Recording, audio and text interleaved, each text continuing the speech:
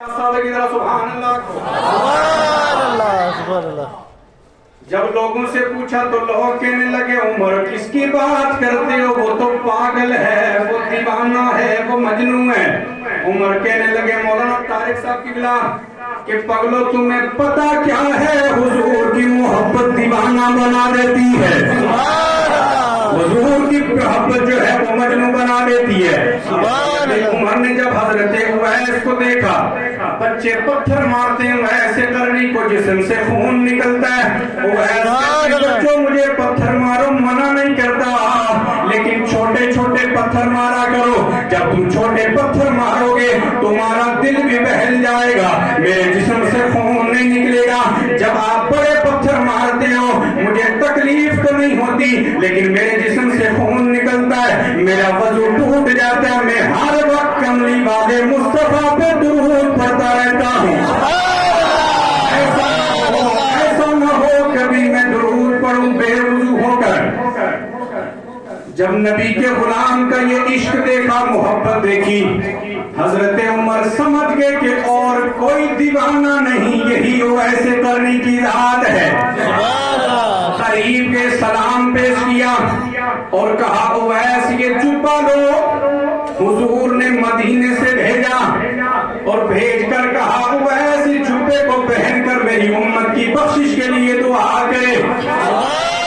اویس رونے لگے، عمر آپ وہی عمر ہیں جس کو اللہ کے رسول نے اپنی دعا میں مانگا تھا۔ ہاں وہی عمر ہوں۔ اویس کہنے لگے عمر بھول گئے ہو، کہاں مصطفیٰ کریم کا جبہ، کہاں مجھ جیسا نکمہ، نہ جانے اس قرن میں کتنے اویس نام کے لوگ گھومتے، کسی اور کو جا کر دو۔ عمر کہنے لگے ہاتھ آگے بڑھاؤ، جب ہاتھ بڑھایا حضرت اویس کی ہتھیلی کے اوپر ایک نشان تھا، حضور نے فرمایا کہ میرے غلام کی ہتھیلی پہ نشان ہوگا۔ ایک مرتبہ حضرت اویس کو لا علاج بیماری لگ گئی، رب کی بارگاہ میں ہاتھ اٹھائے مولا میرے تمام جسم کی بیماری کو دور کر دے، لیکن مولا ہاتھ کی ہتھیلی کے برابر اس بیماری کو رکھنا، جب بھی اسے دیکھوں گا اپنی اوقات یاد آتی رہے گی۔ اویس اور کوئی نہیں، وہ تو ہی ہے، یہ نشانی ہمیں مصطفیٰ کریم نے بتائی تھی۔ اب جب جبہ لیا تو میرے تیرے جیسا کوئی بندہ ہوتا، جبہ لے کر کہتا ہے اے دنیا والوں میں بڑا مقدر کا غنی ہوں، میں بڑا مقدر کا سکندر ہوں، میرے لیے مصطفیٰ کریم نے جبہ بھیجا۔ حضرت اویس نے جبہ پہنا نہیں، جبے کو لیا، چوما بوسا دے کر آنکھوں کو لگایا، دور پہاڑ کی گھو میں بیٹھ کر رب کی بارگاہ میں عرض کرنے لگے مولانا رئیس صاحب دلا، اے سنے پروردگار یہ جبہ تیرے محبوب کا ہے، امت بھی تیرے محبوب کی ہے، مولا اس جبے کے صدقے اپنے حبیب کی امت کو بخش دے گا تو تیری رحمت میں کمی کیا آ جائے گی۔ دعا کا سلیقہ بھی دیکھیں، اتنی دعا کے لیے ہاتھ اٹھانے تھے کہ بابا جی صاحب غیب سے آواز آئی جا اویس میں نے تیری دعا کے صدقے اپنے نبی کے 70,000 گنہگاروں کو بخش دیا ہے۔ ارے اتنی زور سے سبحان اللہ کہہ دو کہ 70,000 میں شامل ہو جائیں۔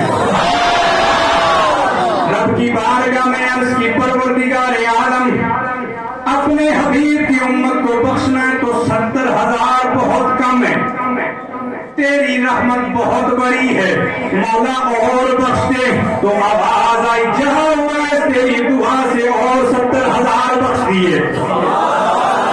مولا 70,000 دیکھوں تو بہت کم ہے، تیری رحمت دیکھوں تو بہت بڑی، دعائیں کرتے چلے جائے، 70,000 کے بخشنے کی آوازیں آ رہی ہیں۔ حضرت عمر نے سوچا نبی کا عاشق تھا، کہیں نبی کی محبت میں جہاں بحق تو نہیں ہو گیا۔ حضرت عمر ذرا اپنے وہاں سے چلے اور چلنے کے بعد حضرت اویس کے قریب پہنچنے لگے۔ حضرت اویس نے حضرت عمر کی قدم کی آہٹ کو سنا، جگہ سے کھڑے ہو گئے اور کھڑے ہو کر کہنے لگے عمر تھوڑی دیر اور نہ آتے تو میرے رب نے کرم فرما دینا تھا، آپ نے آنے میں بڑی جلدی کر دیا، تھوڑی دیر اور انتظار کر لیتے۔ سونا پروردگار اپنے حبیب کی امت امت کو بخش دیتا. اب مولانا ظفر صاحب علماء توجہ فرمائیں. حضرت اویس کہتے ہیں عمر ٹینشن نہیں لینا, میری دعا کے صدقے رب کریم نے اپنے حبیب کی اتنے امتی بخشے.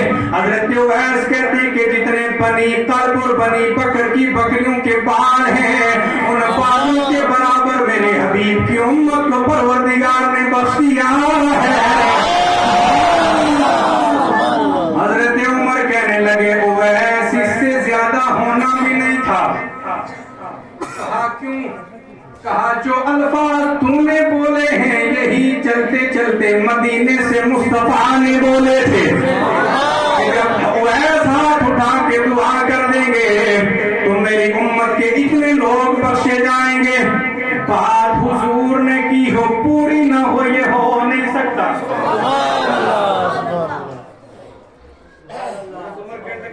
سونا چہرہ تو گل نکلی ہے, اتنا سونا چہرہ جڑا گل آ کے چھٹے وہ جھوٹ نہیں.